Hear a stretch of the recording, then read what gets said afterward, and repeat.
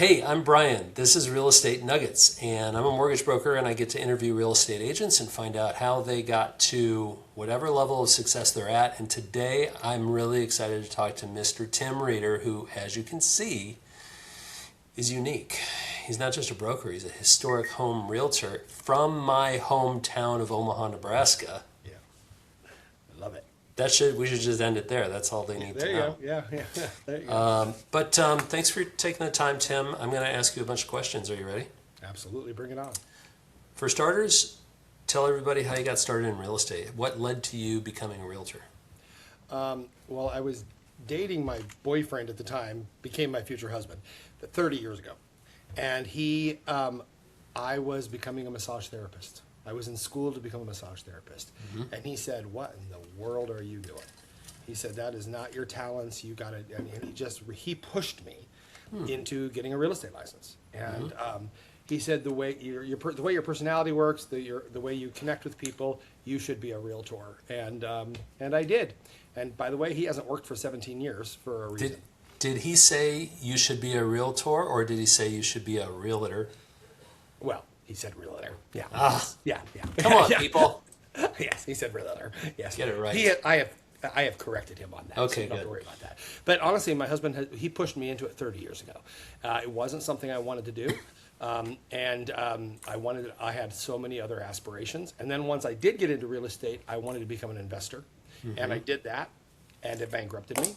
So I just decided to stay into residential sales. Well, you've been in it a long time, so this next question is going to be hard for you because you're going to have to think back to when you started. So think back 30 years ago, okay? Mm-hmm. When you were starting, what do you remember as being one of your biggest challenges? Well, probably the same as everybody else. Not knowing anybody, not knowing how to get started, not knowing how to ask for business. I was young, I was inexperienced. Something I did right. So we lived in another town about an hour away, Lincoln, an hour away. And I got my real estate license while in Lincoln, but I didn't activate it. I moved to Omaha. I got my license and moved to Omaha the same day. Mm-hmm. And that's where my husband was from. So we were moving back to his hometown. So anyway, so we met and moved to Omaha, and I didn't know a soul, but I had a real estate license. And I think I did something that was one of the best things I ever did, and that was I took about a week, and I just drove the city. Mm-hmm. And I decided if I'm going to be a realtor here, I was thinking 30 years later, if I'm going to be a realtor and know the city, I need to know the city. And I had nothing else to do. I quickly learned every inch of the city. Yeah. And that was a real big game changer at the very beginning. But I think what happened early on, I was young, I was cute, I was sweet and bubbly. We all were. Exactly. And I got the clients so easy. It was just so, I just was so charming, and they really liked me. And then I started working by referral, not knowing what that meant. Yeah. I started taking really good care of my clients, and they would come back to me and they would refer me. And then very quickly I realized that there is something to that. Mm-hmm. And so I started, and this is way before I ever met Brian Buffini or any of that stuff. It was just learning intuitively that if you put a big smile on your face and you listen to people, they will very much be attracted to you. And so I got very busy very fast. So would you say that your challenges today are different than what they were when you first started? Because when you first started, you said it, you didn't know anybody. So that's the challenge. What is it now? That's a curveball. You didn't see that one coming. No, my biggest challenge is myself. I get myself into 1,000 things. Thousands of projects and history stuff, and I just get excited about doing all sorts of stuff, and I can't stay focused on real estate. I'm lucky that I still sell a really good amount of real estate because I don't do anything to promote that business. I do it. Are you a distraction to yourself? I distract myself like you wouldn't believe. Yes. Yes. That sounds challenging and hard. All right, good luck. I don't have any advice for you on that. Yeah, nope. All right, but I do have another question. Which one of these do I want to do? Was there a specific turning point in your career when you felt like you are no longer new and you found your groove? Was there a turning point for that? Yes, but maybe I think I can answer that question in a different way. Okay. And that was when I was a newer agent, I hated listing homes. Hear me out. Buyers were easier to come across. I felt it was easy for me to drive around town, show buyers houses, and it was fun. We were shopping for homes. Listings, I would go on an appointment, and the market's different. Well, the market's always changing. And I charged at the time, I charged 7%. And it didn't matter how that was split. Nothing mattered. It was 7%. And it was really hard to sell houses back then. And so I really struggled with justifying the 7%. Also keep in mind I was young and that number was giant to me.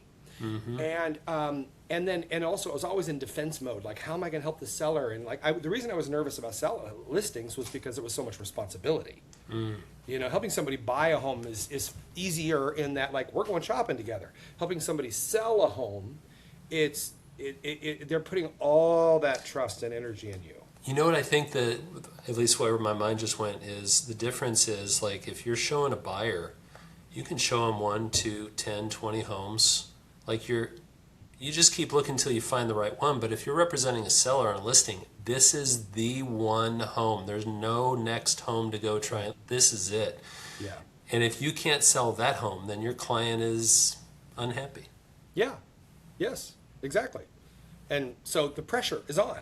Yeah. But so I actually, I told you I was young and I was getting business like crazy, and I was getting listings coming to me, and I wasn't turning them away, but I definitely wasn't excited about it. Mm-hmm. And it was one time I was sitting in a listing appointment, again, because this was when the market was tougher. I'm thinking 2003, 2004, I don't remember. It doesn't matter. And I remember going down a list of the things that I was told the seller I was going to do. I was going to do this, mm-hmm. I was going to do this, I was going to do this, I was going to do this. And as I was talking to them, I just kind of dawned on me, being a listing agent wasn't nearly as stressful as I thought it was, as long as I just tell the seller everything I'm going to do, mm-hmm. have a few unexpected extras, always follow through what I was going to do. Then I really had nothing to be nervous about. So I got a lot more comfortable with listings when I just felt like I had a plan. Yeah. I felt like I had a plan. And I took the pressure off me. Yeah. And so what I did is I decided all in a whim, because I went from hating listings, but they were coming at me. I know that sounds like a weird problem, doesn't it? I said to myself, I am going to switch to become just a listing agent. Because I also saw the math and the numbers and how it could be better. And so I went on in the next appointment, and I said to a seller, they were interviewing me, and I said a white lie. I said, I am just a listing agent. I don't represent buyers. And the reason I did that is I was faking it till I make it. Yep, I was going to say those exact words. Yep. In about a month after that, I was just listings. I just became a listing agent, and I faked it till I made it. Yeah. It didn't take long, and then now it just switched. So your question you asked was there a time in your career where you felt like all of a sudden you made it? It was when I realized how I could market listings and That's how a good I was answer. good at it. Yeah. And I got really, really, really good at listings because well, first of all, I love specializing in old homes, because mm-hmm. when I go into somebody's home, I can relate to their home. I can teach them something about their home they don't know. Old homes or historic homes? Old homes. I say historic because that's a catchy word, but I really mean actually, and also there's only so many letters I could type on this screen. I actually specialize in old and historic homes. That's what I call it. Right. So anything that's built before 1978 is my type of home, because I like lead in my paint. And so I just love old homes, but I love the history of old homes. So if I can just take it and go on a path here. So when I first moved to Omaha, I said I didn't know anybody. I also didn't know the city. And so I started to drive the city, and then I started to fall in love with the city, and I started to fall in love with the older parts, and I started to recognize, and I was young, I was 24 or something, and I was starting to look at the streets and the trees, and I just really started to recognize, I started looking at the ages of the houses, and how, as you started going west in my city, that's where the suburbs came, and I just started to fall in love with it, and then I started to learn the history, and then I started to regurgitate the history. And then before I knew it, I was considered to be one of the experts in the city, even though I just was a transplant. Mm-hmm. And so then the people started getting attracted to me, so then I started getting attracted to it, and then it built upon itself. Yeah. And so, so my business was really good, but I really like to market listings, and I love to really show the passion of how much I love somebody's home. So when I can go into somebody's home and I can teach them things about their house that they didn't know, whether it be architectural styles or elements about their house, that's a big deal to me. You taught me something because I'm from Omaha. You know that. The people watching this didn't. So you sold or you helped sell my mother's house. Yes. Yeah, thank you. And one of the things that you did that I'll never forget, and all the realtors who are going to be listening to this are going to be like, yeah, I do that all the time. But as a consumer, you put all the pictures that you took from the, I guess, what is it, staging pictures, and you put them into a bound little book. And when you sell a house and then you leave, There's some extras up there somewhere. Yeah, go on. honestly, without that, this is the feedback I didn't have the chance to give you. Without that, you sell your childhood home and you move on, and all of a sudden, whatever memories you had start to fade, and you don't really remember all the things, except you gave me a book of all those photos. And so it's not fading, and I just think that was not only a thoughtful and interesting gift, but a really good one. Well, thank you. Do you know, I appreciate that, and I'm really glad that you like it for that reason. And do you know, I do that on every house now, and I also started it, your mother was one of my first, and I did that for your mom. I want, your mom was in a nursing home, and she needed to look through that, She needs that memory. I have. You know what? I didn't even consider the fact that she might have liked it. I was just thinking that I liked it. Well, I have made a career about leveraging the emotion of real estate. And real estate is very emotional. Yeah. Whether you're buying or you're selling. And yeah, don't get me wrong, new construction is emotional too. It's just that when you get older homes, you get older baggage, you get history, you get neighbors, you get mature neighborhoods, you get trees, you get all sorts of stuff that comes with it. And that's what really excites me. All right, I have another question for you. So you've been in business 30 years. You've kind of... Sorry, 28. 28-ish years. I met my husband 30 years ago, and then he got Okay. me into the business. I've been in it 28 years. 28 years. And during those years, I'm sure you've had some really good years and maybe some years that weren't as good. So when you have a period of time when you're slow, or no, I'm going to ask it this way. Let's say you go into a listing appointment and you don't get the listing, or you're talking to a buyer and they decide to work with someone else. So you just experienced rejection. How do you handle rejection? Well, I think that's a good question. Everybody handles it completely different. Everybody's bandwidth is different. Years ago, I had a real estate trainer come to town, and we paid him big bucks to come and train us. And no, it wasn't Brian Buffini. It was somebody. Brian Buffini's great. This person was a creep. None of us liked him. We all were frustrated we gave him our money. But the one thing he taught me is he went around this room and he was saying, he was talking about how when you're out in public and especially in real estate, that the odds are not everybody's going to like you. And that it's just not possible. It is literally not possible. I say, Jesus is the most popular person in the world and not everybody likes him. So the truth is, it is impossible to be loved or liked by absolutely everybody. And I remember he was telling us this, and I was thinking, well, that's a smart thing because we all hate you. But he taught me this thing, and he made it easier by teaching me that, yeah, it really is impossible for everybody to like you. That let me off the hook. Okay. That made me feel like, if I lose out on a listing appointment or a buyer, oh well. I mean, hopefully I'll learn from it. And if it's something I did, then Also, here's the other thing: is I gotta have a little bit of thicker skin. I'm gay, and I'm openly gay. You're gay? Sorry. Yeah. So I've lost so many. I have lost. That's not true. I have lost clients because I'm gay. Yeah. And I knew that was going to happen. What am I going to do? Cry? Right. Fight? Yell?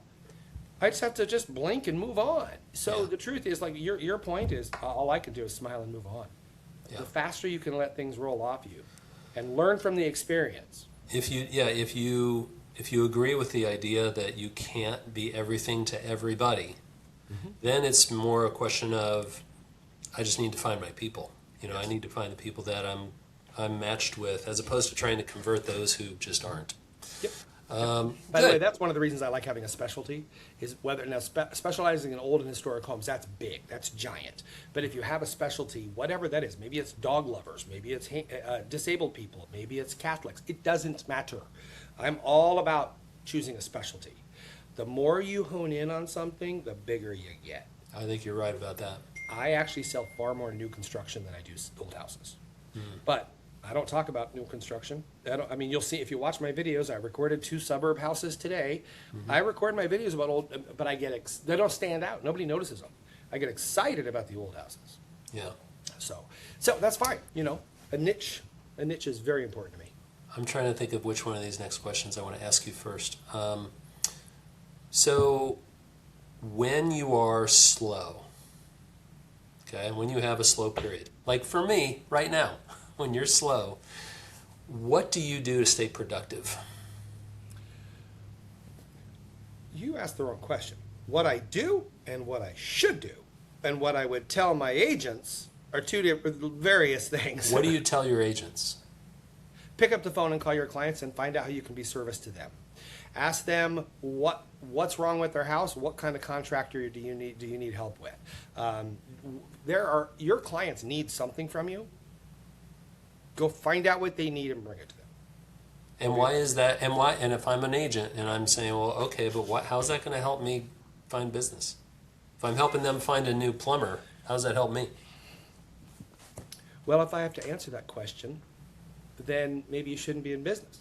Yeah. Because the reality is this is a business all about the more you give, the more you help, the more it comes back to you. Yeah, you can buy leads, you can buy stuff, you can do that, or you can give all your energy away. You can give your time away. The reason I do so much business is because people get excited to be around me when I'm in their house. When I'm talking about their house or they're shopping for a house and I get excited about it and they like that. And because they want to be excited about it.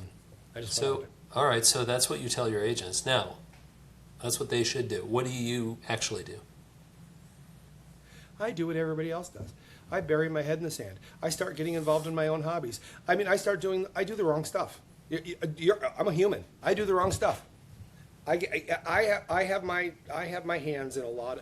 I have recently realized, I woke up the other day and realized I'm on 6 boards. I'm on 6 nonprofit boards. And I've been doing that for a long time. And I love it. But what in the world am I doing on 6? 6 is too many.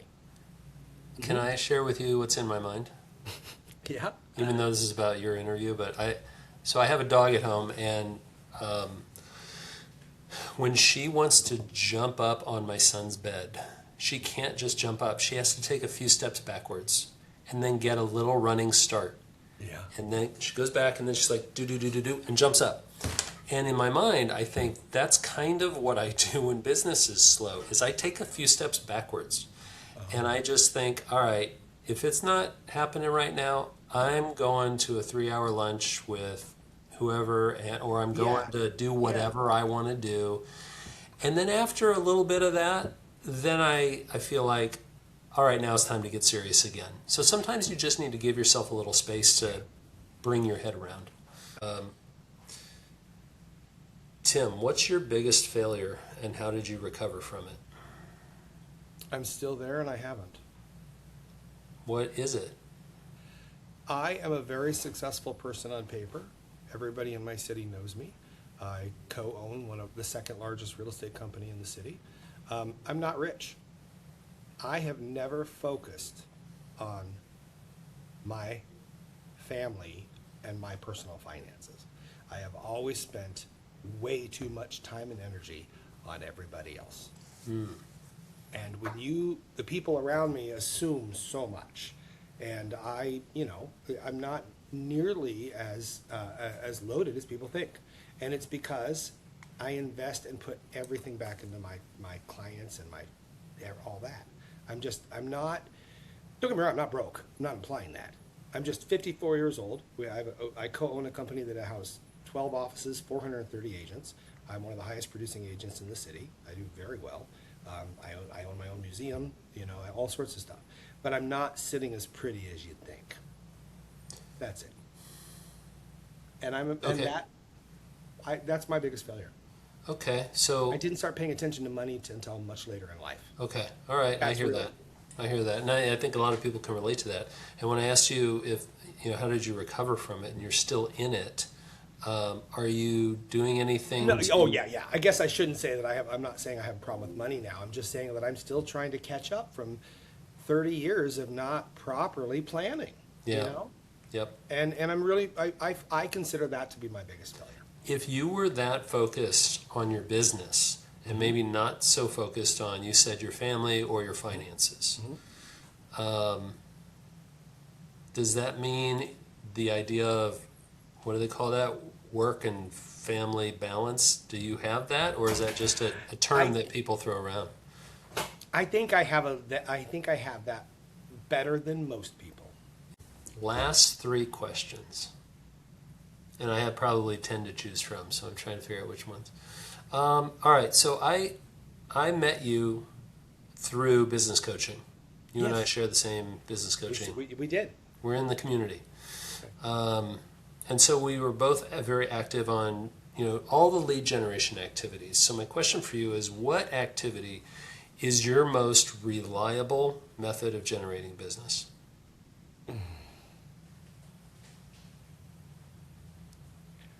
Well, that's a tough question because what's reliable and what I do are totally different stories. And my most reliable isn't one of those 3. Go on. So, calls, notes, and Popeyes are all very important. And Calls, I'm not notes, and gonna- Popeyes, I am yes. not going to stray from that. If anything, But if you can only choose one, what's your most impactful, most, what do they say, reliable? Notes. Notes. Notes. Okay. But what I was going to say is, and this is why I want to be cautious. I don't want to sway anybody away from calls, notes, and Popeyes. But do you know one of the biggest lead generating things I've done has been volunteer work. Oh, yeah? It's been joining nonprofits. So I said at the beginning of this, I'm on the 6 boards, which is too many. However, virtually all my business now comes from those 6. I mean, it doesn't come from those boards. It's just, it's those are the connections, or how I made those connections, or my clients are on those boards, or whatever. It's like those 6 boards are my people for the most part. That's kind of connected to when people say talk to more people. You can also say get involved. Don't stay at home and stick your face on the screen of the computer. Go out and do things and get involved. And if you're getting involved in 8 different boards and different philanthropic stuff, there's a lot worse ways to go about your business. Yeah, yeah. But I will say also, if somebody decides they're going to join boards to get business, or it's just like referring business to somebody else and then getting mad because they don't refer it back. It doesn't quite work that way. You have to see, what can I give? You have to think, what can I give first, not what am I going to receive. Yep, 100%. That's absolutely. What can I give? Then how can I receive back? And so, and then being open to it and open to the opportunities. If, to be quite honest, I've had many opportunities that I feel like I'm not opportunistic enough. I think I've had these opportunities that I could jump on, but I just don't work that way. I really like the volunteerism, and then the more What do you like about it? Well, it's a reason to reach out to your clients. Yeah. It's a reason to stay connected to your clients. It feels good self-worth, and it's genuinely accomplishing things, whatever it is. So when I say the nonprofits, I'll give you an idea. So I'm on the board of trustees for a historic cemetery. This is the historic cemetery in our city. It's a really cool old cemetery. Are you okay on time? We have 5 minutes left. Okay. Well, then no. Because that has been one of my biggest things. I got on the board, and then before I knew it, I had the president, all these people on the board, they're different clients of mine. My clients come to visit the cemetery. It's weird. Why would you go in a cemetery? And what it was is because, and you may have heard this, it's because early on, early on in our company, which was 11 years ago, well, our company was growing and growing and growing, but I was still out in the field selling houses as well. And so it was very hard for me to go into the office and work because we have so many agents, and they were, hey, Tim, you got a minute? You got a minute? And so I would sit in my car and make phone calls. And because my husband didn't want me at home either. And so, and a single guy sitting in his car in the park is creepy. So I started going to cemeteries. Sounds creepy, but it actually was great. Cemeteries are quiet. Nobody quiet, asks why yeah. you're there. Get to walk around forever. Get to learn the history of the city. And before No Wi-Fi in the cemetery though. no Wi-Fi. I don't need that. But anyway, so but I got on the board, and then before I knew it, now I'm invested in the neighborhood, and I started buying houses in the neighborhood around the cemetery. On my very first board meeting, we applied for a grant for $1 million to restore the cemetery. We did it as a joke, and we got it. And then all of a sudden, this board is doing things. It's just been exciting. That's awesome. You really have a good background. I like it. I have far more than that to say, but we only have 4 minutes. We have 4 minutes and 2 questions. Ready? Uh-huh. What's the best piece of advice that you've ever received? To let things roll off you, and then know that not everybody likes you. And Okay. honestly, because when you do get turned down or rejection, and being able to let that roll off you, I'm rapid. Yes. I know that, and some people can't handle that. And what am I gonna do? Be upset or stop being rapid? No, I can't stop being rapid. So, no, it's okay. Letting things roll off you, and I'm okay when people don't like me. That's a good one. That's a good one. All right, this is the last question. Are you ready? Mm-hmm. So imagine that this podcast is over and there's some realtor listening to it, and that realtor is kind of stuck at whatever level they're stuck at. What's the one thing you would tell them to start doing tomorrow? Find something that they are really passionate about, that they think they could get other people to be passionate about it as well. For example, whether you are an animal lover and you are really involved in donating your time at the animal shelter, or just falling in love with all of your clients and making sure that you know every single one of your clients' animals and their birthdays and giving them birthday parties. I mean, our number one agent in our company started by giving dog birthday parties. He was a dog lover. All of his, like your cute dog was in their marketing. His cute dog was in his marketing. And so what he did, him and his wife didn't have kids or anything. And what he did is he just focused on the peoples and their dogs. And then he would take pictures of the dogs, and he would give the dogs birthday parties. And he would pop by for the dogs. Yeah. He would send the dogs birthday cards, only the dogs. It exploded. By the way, he's one of the highest producing realtors in the entire country. That makes a lot of sense. Because if somebody's reaching out to me for my birthday, first of all, they're one of 100 people. Mm-hmm. And it's like, okay, thanks. But if they recognize my dog, who's like the center of my life, oh my God. They would pop by the dog. He didn't care about you. He came by for the dog. He brought dog treats. And the dog treats were always custom. It was always, but even if it's not that, find something that you can be passionate about, that you can get excited about, and people will get excited with you. You know, what's that show, America's Got Talent? Yeah. When they have someone on there and they're like, I don't even know what this is called, but I've seen them where they press the thing and all the glitter falls down. It's like they're the best actor. Oh, yeah. I feel like I want to press that button on what you just said. Dog birthdays. Awesome. Brilliant. But you know, it could be their kids. Although some people that might be creepy. It could be what I do. I celebrate their houses. I send their houses a birthday card. Yeah, but if you're right, if dogs are your thing, that's a really great. Right. I love that. Or cats. Yeah. No. Whatever. Not cats. Listen, Tim, this was as good as I was expecting it would be. So I really appreciate you taking the time. That sounds great. Happy to do it. And hit the stop.